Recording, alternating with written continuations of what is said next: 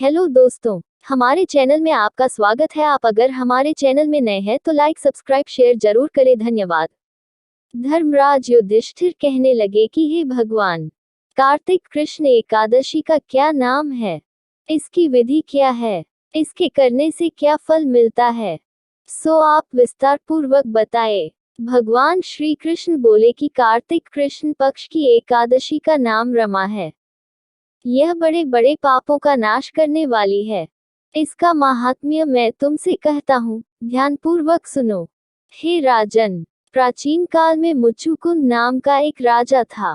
उसकी इंद्र के साथ मित्रता थी और साथ ही यम, कुबेर, वरुण और विभीषण भी उसके मित्र थे। यह राजा बड़ा धर्मात्मा, विष्णु भक्त और न्याय के साथ राज करता था। उस राजा की एक कन्या थी, जिसका नाम चंद्रभागा था। उस कन्या का विवाह चंद्रसेन के पुत्र शोभन के साथ हुआ था। एक समय वह शोभन ससुराल आया। उन्हीं दिनों जल्दी ही पुण्यदायिनी एकादशी रमा भी आने वाली थी। जब व्रत का दिन समीप आ गया तो चंद्रभागा के मन में अत्यंत सोच उत्पन्न हुआ कि मेरे पति अत्यंत दुर्बल हैं और मेरे पिता की आज्ञा अति कठोर है।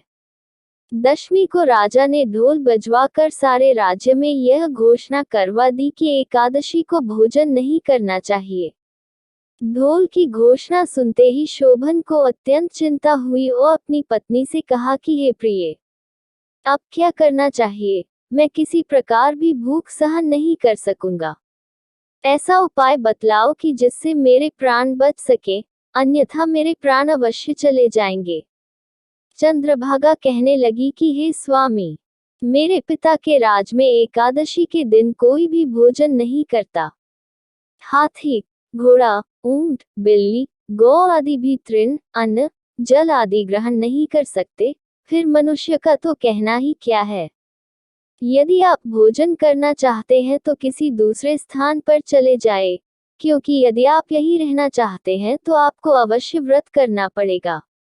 ऐसा सुनकर शोभन कहने लगा कि हे प्रिय, मैं अवश्य व्रत करूंगा, जो भाग्य में होगा वह देखा जाएगा।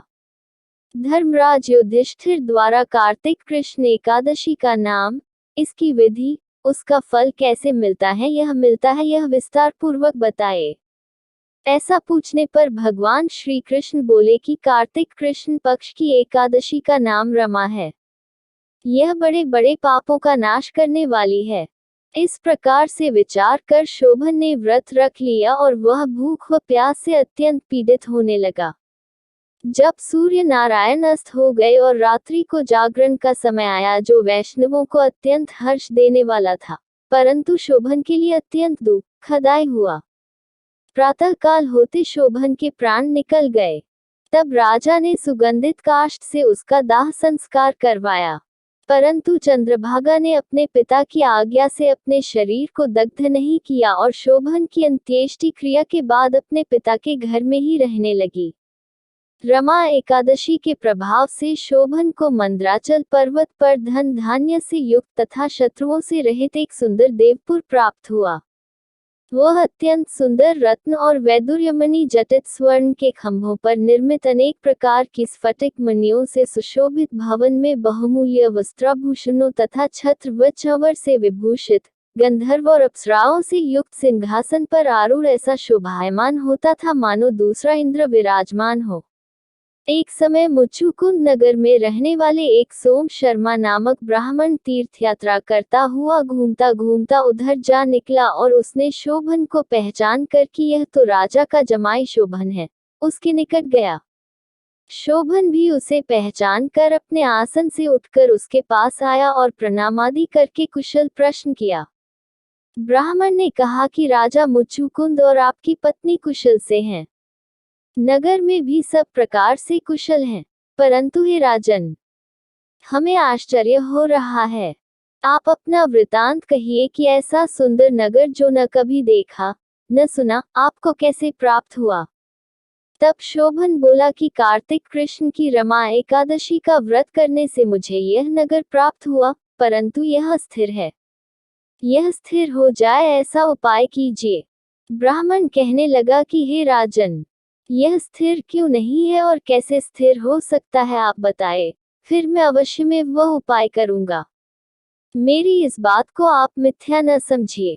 शोभन ने कहा कि मैंने इस व्रत को श्रद्धारहित होकर किया है, अतः यह सब कुछ अस्थिर है। यदि आप मुचुकुंद की कन्या चंद्रभागा को यह सब वृतांत कहें तो यह स्थिर हो सकता है। ऐसा सुनकर उस श्रेष्ठ ब्राह्मण ने अपने नगर लौटकर चंद्रभागा से सब वृतांत कह सुनाया।